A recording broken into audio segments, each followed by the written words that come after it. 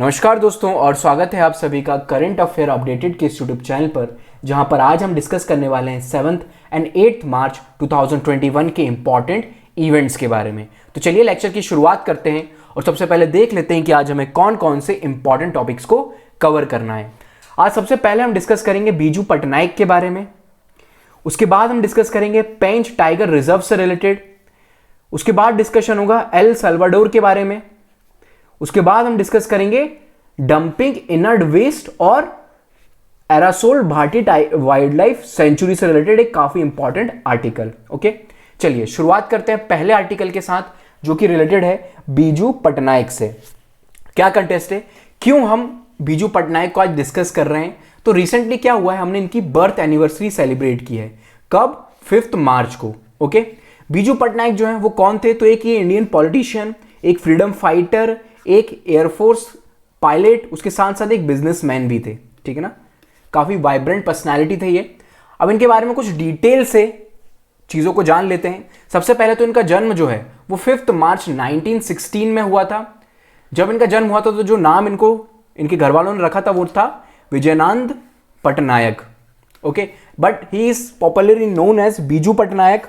और इन्होंने 1936 में इंडियन एयरफोर्स को ज्वाइन किया था। उस टाइम पे इंडियन एयरफोर्स जो है वो रॉयल इंडियन एयरफोर्स के नाम से जानी जाती थी। ठीक है, आगे चल के ये उड़ीसा के चीफ मिनिस्टर भी रहे 2 बार। ओके, इनकी जो लाइफ है, क्या हुआ 1936 में इन्होंने क्या किया, इंडियन एयरफोर्स में ज्वाइन किया और 1946 में इनका फ्रीडम फाइटर का करियर की शुरुआत हो गई। इन्होंने क्विट इंडिया मूवमेंट में बढ़ चढ़कर पार्टिसिपेट किया। उसके साथ साथ ये इन्होंने कांग्रेस पार्टी को भी ज्वाइन किया, एक प्रोमिनेंट लीडर भी रहे कांग्रेस के। ठीक है, जयप्रकाश नारायण और राम मनोहर लोहिया के साथ मिलकर इन्होंने बहुत सारे काम भी किए। ठीक है, फिर क्विट इंडिया मूवमेंट के टाइम पर ही ये 2 साल के लिए जेल भी गए, इंप्रिजनमेंट भी हुआ इन्हें। ओके, अगर हम इनके पायलट वाले करियर की बात करें तो इन्होंने नेताजी सुभाष चंद्र बोस का भी काफी हेल्प की, इंडियन नेशनल आर्मी को आर्म्स वगैरह और जो एयर ड्रॉप वगैरह देने में। ठीक है, उसके साथ साथ इन्होंने वर्ल्ड वॉर 2 में भी पार्टिसिपेट किया और कश्मीर वॉर, जो फर्स्ट कश्मीर वॉर हुआ था 1948 में, वहां पर भी ये इंडियन एयरफोर्स के पायलट रहे थे। ठीक है, इन्होंने क्या किया था उस टाइम पर, DC-3 एक ट्रांसपोर्ट एयरक्राफ्ट हुआ करता था, उसको फ्लाई किया था। ठीक है ना, और फ्लाई कर इन्होंने सिख रेजिमेंट को उन एरियाज में ले जाकर ड्रॉप किया था जहां पर ट्राइबल इन्वेजन जो हुआ था पाकिस्तान की साइड से, यानी कि कश्मीर में जहां पर ट्राइबल्स पॉपुलेशन इन्वेड कर रही थी, वहां पर जाकर इन्होंने सिख रेजिमेंट को ड्रॉप किया था। ओके, तो काफी इंपॉर्टेंट रोल रहा इनका। और सिर्फ इंडिया की वॉर में ही नहीं, इनका एक इंपॉर्टेंट रोल रहता है इंडियन इंडोनेशियन फ्रीडम स्ट्रगल में। क्या होता है, जो हमारे उस टाइम पर प्राइम मिनिस्टर हुआ करते थे श्री पंडित जवाहरलाल नेहरू जी, उन्होंने क्या किया था, बीजू पटनायक को इंडोनेशिया में भेजा था, खास करके जावा जो आइलैंड है इंडोनेशिया का, वहां पर भेजा था। और वहां पर जो सुल्तान हुआ करते थे वहां से उनको लेकर आए थे ये। ठीक है ना, उस टाइम पर इंडोनेशिया जो है वो डच की टेरिटरी हुआ करता था। ठीक है, और उस टाइम पर जो सुल्तान थे जहीर, उनको वहां से इन्होंने पिक किया था और दिल्ली में उनको लेकर आए थे। ठीक है ना, उनकी इसी ब्रेवरी के कारण इन्हें इंडोनेशिया की तरफ से अवार्ड दिया गया था भूमिपुत्र का। ओके, जो कि एक हाईएस्ट इंडोनेशियन अवार्ड है। ठीक है, और उसके बाद 1996 में जब इनकी लास्ट टाइम चलता रहता है, ठीक है, 1997 में इनकी डेथ हो जाती है। ओके, तो लास्ट टाइम ही इनको क्या दिया जाता है, इंडोनेशिया का हाईएस्ट नेशनल अवार्ड दिया जाता है, बिंतांग जसा उत्तमा।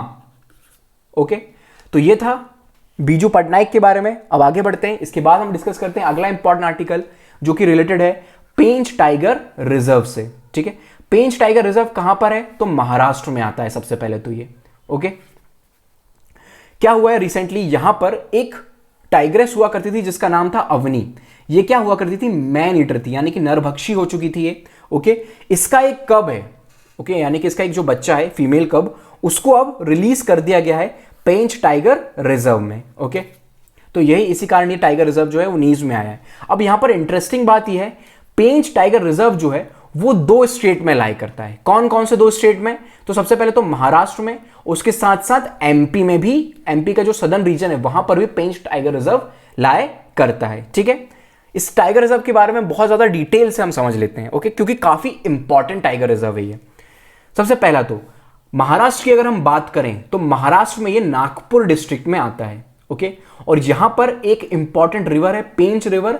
उसी रिवर के कारण इस टाइगर रिजर्व का जो नाम है वो पेंच टाइगर रिजर्व रखा गया है, ठीक है। पेंच रिवर है वो इस टाइगर रिजर्व के एकदम सेंट्रल से क्रॉस होती है, ठीक है। तो इसको ये डिवाइड करती है ईस्टर्न और वेस्टर्न पार्ट में, ओके। पेंच टाइगर रिजर्व मध्य प्रदेश का भी पार्ट है। मध्य प्रदेश की अगर हम बात करें तो शिवनी और छिंदवाड़ा डिस्ट्रिक्ट जो है मध्य प्रदेश के, वहां पर लाया करता है Pench tiger reserve, okay. Maharashtra government के द्वारा इस एरिया को नेशनल पार्क का स्टेटस दिया गया था 1975 में, और टाइगर रिजर्व का स्टेटस दिया गया था 1999 के ड्यूरेशन में, ओके। वहीं अगर हम मध्य प्रदेश की बात करें तो मध्य प्रदेश ने इसे पहले ही ग्रांट कर दिया था सेम स्टेटस, यानी कि नेशनल पार्क का स्टेटस कब, 1992 में, ओके। चलिए आगे बढ़ते हैं, ठीक है। ये जो साइट है पेंच टाइगर रिजर्व, ये सिर्फ टाइगर रिजर्व नहीं है बल्कि एक इंपॉर्टेंट बर्ड एरिया भी है, ओके। इसे आइडेंटिफाई किया गया है as a global network of international bird areas, ठीक है ना। इंटरनेशनल बर्ड एरिया का एक इंपॉर्टेंट पार्ट है, इसको रिकॉग्निशन भी मिला है आईबीए के द्वारा। अगर हम फ्लोरा की बात करें तो यहां पर जो प्लांट्स वगैरह पाए जाते हैं तो किस टाइप के प्लांट्स आपको देखने को मिलेंगे, ट्रॉपिकल मिक्स्ड डेसिडियस फॉरेस्ट देखने को मिलेंगे, ठीक है, और southern dry broadleaf teak forest भी आपको यहां पर देखने को मिल जाएंगे, ठीक है। सम ऑफ श्रब्स वगैरह, क्लाइंबर ट्रीज वगैरह, ये सारी चीजें देखने को मिलती हैं। उसके साथ साथ मेडिसिनल प्लांट्स वगैरह भी देखने को मिलते हैं। बैम्बू प्लांटेशन जो है वो काफी फेमस है इस एरिया में, ओके।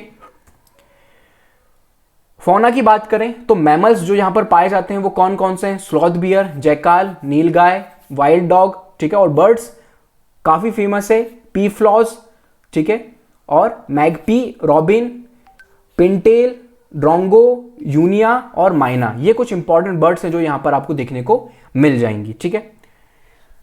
इस स्लाइड में आपको सारे के सारे इंपॉर्टेंट टाइगर रिजर्व देखने को मिल जाएंगे इंडिया के, ठीक है ना।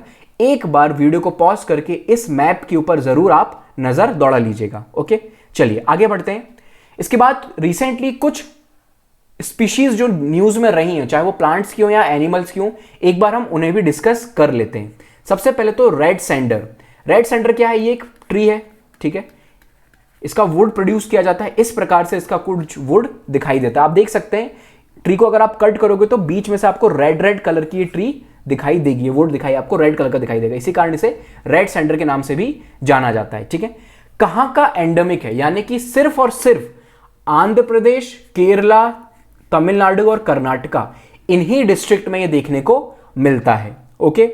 उसके साथ साथ साइट की ये अपेंडिक्स 2 में रखा गया है, और आईयूसीएन की रेड लिस्ट की अगर हम बात करें तो इसे एंडेंजर्ड कैटेगरी में रखा गया है, ठीक है। उसके बाद इंपॉर्टेंट पॉइंट, किस टाइप की सॉइल्स में इसको ग्रो किया जाता है, तो आप देख सकते हैं आंध्र प्रदेश, केरला, तमिलनाडु, कर्नाटका, यहां पर जो मोस्टली सॉइल आपको देखने को मिलेगी या तो ब्लैक सॉइल होगी या फिर रेड सॉइल, और हॉट एंड ड्राई क्लाइमेट इसके लिए इंपॉर्टेंट होता है, ठीक है। तो ये बेसिक बातें इस प्लांट के बारे में याद रखिएगा। आगे बढ़ते हैं। फिर अगला इंपॉर्टेंट पॉइंट वो है व्हेल शार्क के बारे में, ठीक है ना। इस प्रकार की कुछ आपको दिखाई देगी ये व्हेल शार्क, ओके। ये जो है लार्जेस्ट लिविंग स्पीशी है फिश की, ओके।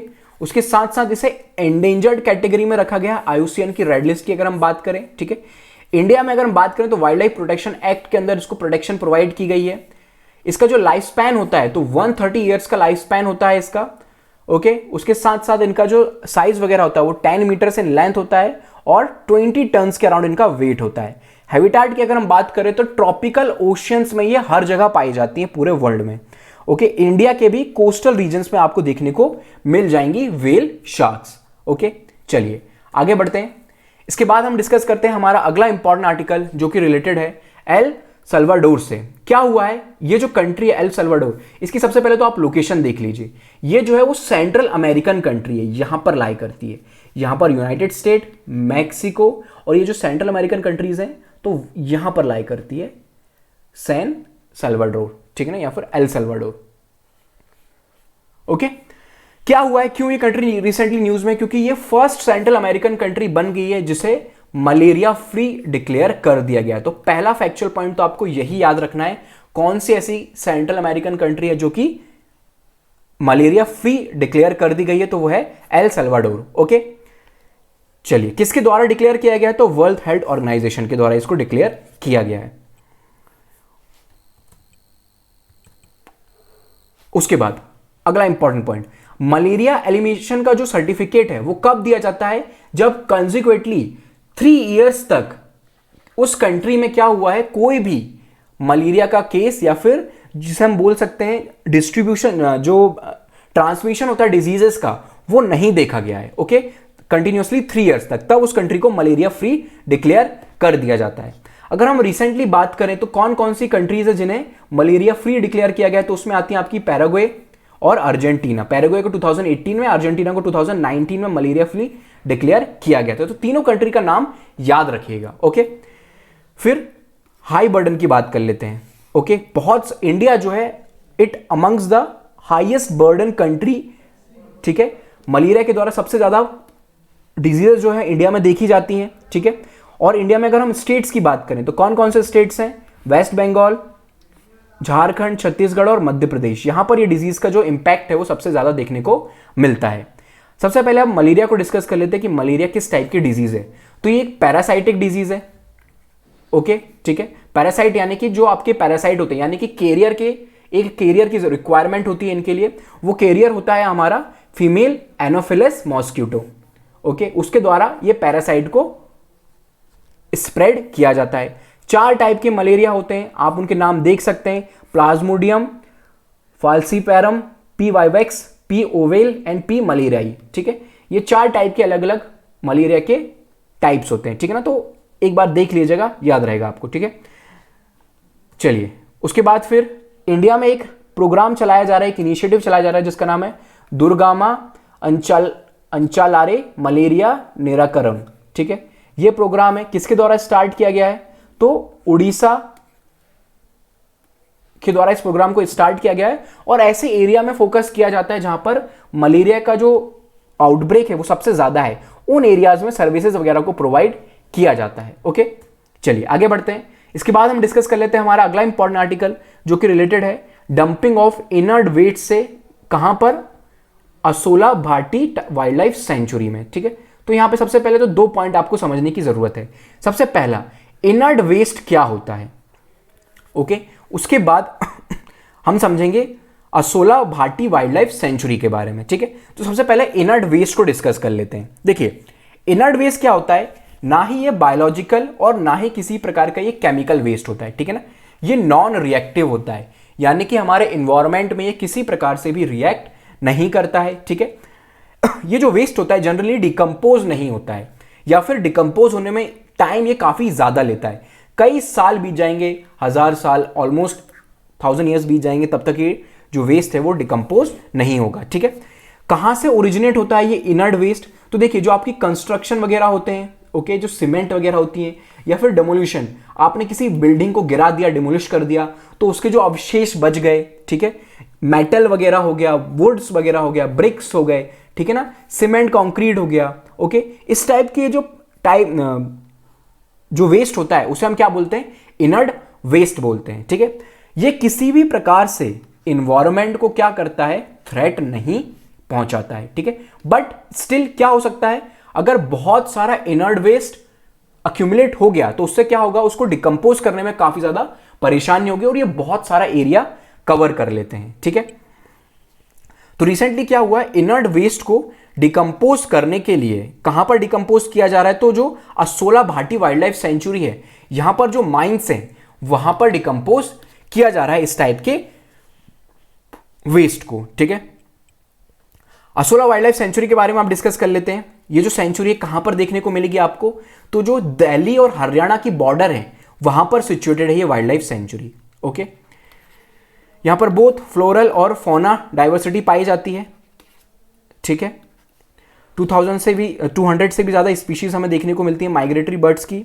ओके, चलिए इसके बाद एक बोर्ड के बारे में डिस्कस कर लेते हैं जिसने ये डिसीजन लिया है कि ये जो वेस्ट है उसको ले जाकर हमें कहां पर ड्रॉप करना है, Asola Bhati wild life sanctuary में, ठीक है। तो उस बॉडी का नाम है रिज मैनेजमेंट बोर्ड, ठीक है। इसको कॉन्स्टिट्यूट किया गया था सुप्रीम कोर्ट के द्वारा, ठीक है ना। सुप्रीम कोर्ट ने डायरेक्शंस दिए थे दिल्ली गवर्नमेंट को, उसके बाद इस बॉडी को कॉन्स्टिट्यूट किया गया था। कौन सा केस था? तो एमसी मेहता केस, याद रखने की आपको ज्यादा जरूरत नहीं है, ओके। फिर उसके बाद स्टैब्लिश कब की गई थी? तो 6 अक्टूबर 1995 को इसको स्टैब्लिश किया गया था। और चेयर्ड किसके द्वारा की जाती है? तो इसके चेयरमैन होते हैं chief secretary of Delhi and head of forest department of Delhi government, ठीक है ना। वो इसके मेंबर के तौर पर काम करते हैं। और इसके जो चेयरमैन होते हैं वो होते हैं chief secretary of Delhi government, okay. चलिए, तो दोस्तों ये था हमारा आज का इंपॉर्टेंट आर्टिकल्स का डिस्कशन। अगर आपको किसी प्रकार के डाउट्स हैं तो आप प्लीज हमें कमेंट बॉक्स में बताएं। Thank you so much for the discussion. Have a good day.